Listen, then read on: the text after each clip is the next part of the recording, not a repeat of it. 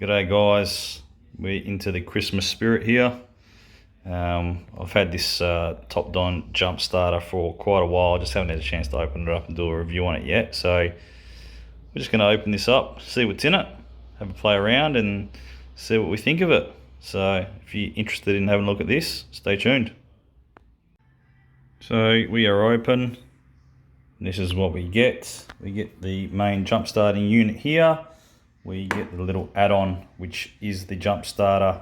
That's what you connect to the vehicle battery to get it to jump start. This is also a standalone battery voltage tester and alternator voltage output tester. So we'll see how that works.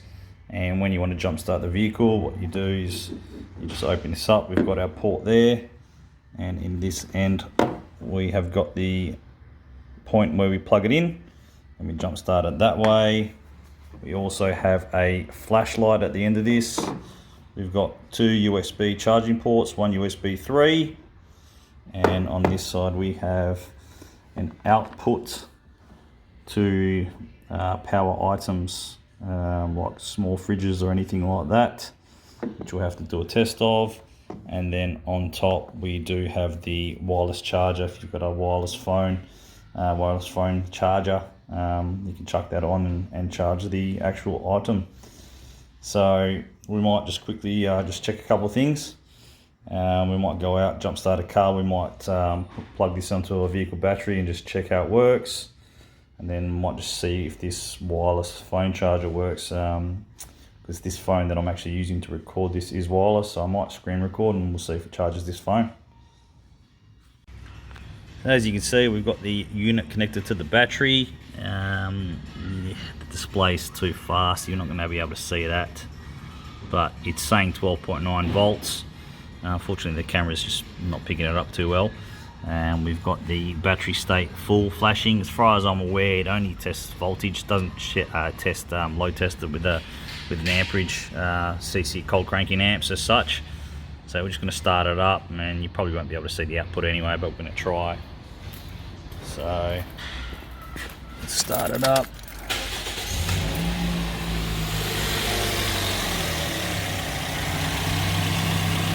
Well, you definitely can't see it, but it's 13.9 or 14 volts. Alternator state says good, so that definitely works. So that's that part of it. Let's connect it up to the actual jump starter, and let's go find a dead battery around here and see if we can jump start it. See how good this really is. Alright, as for the unit itself, turn that on. We can check its output, how much percentage is left. If we hold this down, we turn on the flashlight. Now, you probably can't tell. I'll just go somewhere dark.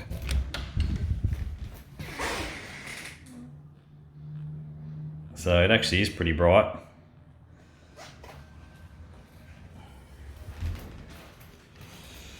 So what we'll do, we'll turn that flashlight off. Really, there's not much point in me showing you the outputs, because the outputs are the outputs. They're charging, you know, the normal USB type devices, USB 3 output to charge faster. And obviously I'll see if I can find, I'm not sure if I have anything to plug into this to see if we can power something up. But what I'll quickly show you is the wireless charging part, and make sure that this works and that charges my phone. And then we'll look at either powering something from this or just jump starting a dead battery to see if we can get this to go. So here we are. We're just going to turn this unit on, and then let's see what happens.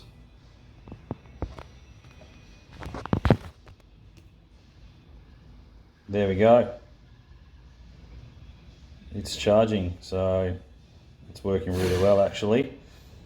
That's fantastic. Just another thing that you don't need to take with you. If you've got this unit, you can charge your phone. So there's another good thing about it. So let's see what else we can do with this. Okay, so we've got it currently charging our little fridge here. I'm just going to leave it running, and I'll let you know after how long and how quickly this goes down. So our 12 volt fridge for a car. So I'll let you know shortly. Alright, we've been on for about 15 minutes. Down to about 20% there, so I'm thinking that is our battery depleting on this unit. I haven't really looked at the manual because like we don't even look at owner's manuals anymore. We just get it out there and start using it. So we'll see. It's been about 15 minutes, and look, obviously this is probably it's not meant to be powering these big things long term anyway. It's just, I guess, an emergency situation or a light session. So I'm just going to let that run down to 0 and see what happens. We'll see how long it takes. And obviously this unit was not 100% fully charged. I think it was about 60 something when we had it on there. So just going to let it run down. But our fridge is nice and cold already, so it's definitely powering it pretty good. Okay, there we are. We are completely dead now. So yeah, like I said, I'm not really sure how long this is meant to last, depending on how much power this draws and obviously how full this battery is. So that's a bit of trial and error, unfortunately. So that's something we can play around with later on, just so you know.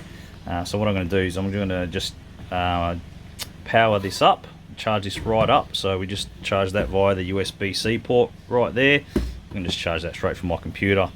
So I'll do that, and then we're going to try and jumpstart a dead battery somewhere and see how it goes. Well, that is 1 hour via the USB from my PC, and we're at 30%. So what I'm going to do is I'm going to transfer it to a 240 volt outlet, and then we'll see if it goes any faster. And in the meantime, if you're a specs kind of guy, there's a little bit of info for you.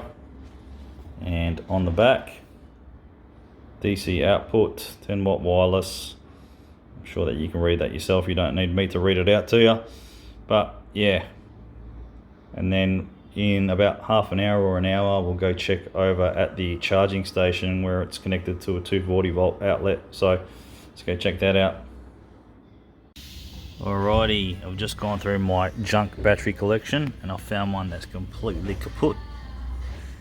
You probably can't see it, but it is hovering around the 7.5 volt mark, completely cactus.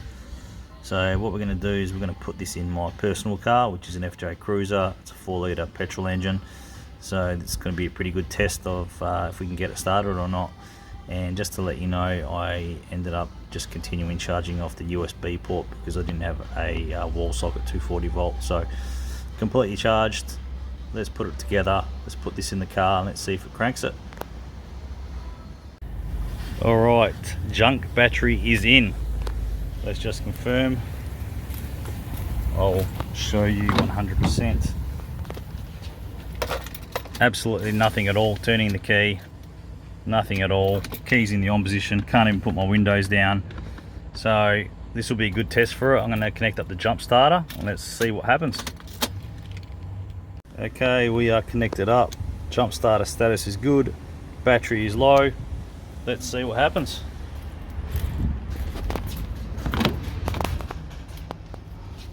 We got something on the dash.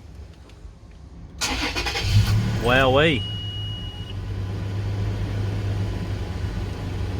First go, cranked like absolutely normal. So that's a pretty good test. 7.5 volts, junk battery. As you can see, wouldn't turn anything on, even accessories. Couldn't even put my window up or down. That's a pretty good test. So there you go, guys. A little quick review on the actual tool unit itself.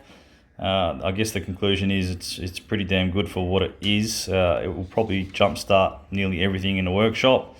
But not only that, it's probably a handy tool just to keep in your car to either jumpstart your car if you ever get a dead battery, or all the little add-ons for charging accessories, charging your phone, emergency charging, anything. So hope you enjoyed that, and yeah, if you want to jump on Amazon or eBay and you can pick these up. To be honest with you, fully transparent here, I didn't pay for this tool. Topdon sent it to me to try out and test out. But I know they did say you can buy these online if anyone was keen on them. Jump on Amazon or eBay. Thanks for watching, guys. See you next time.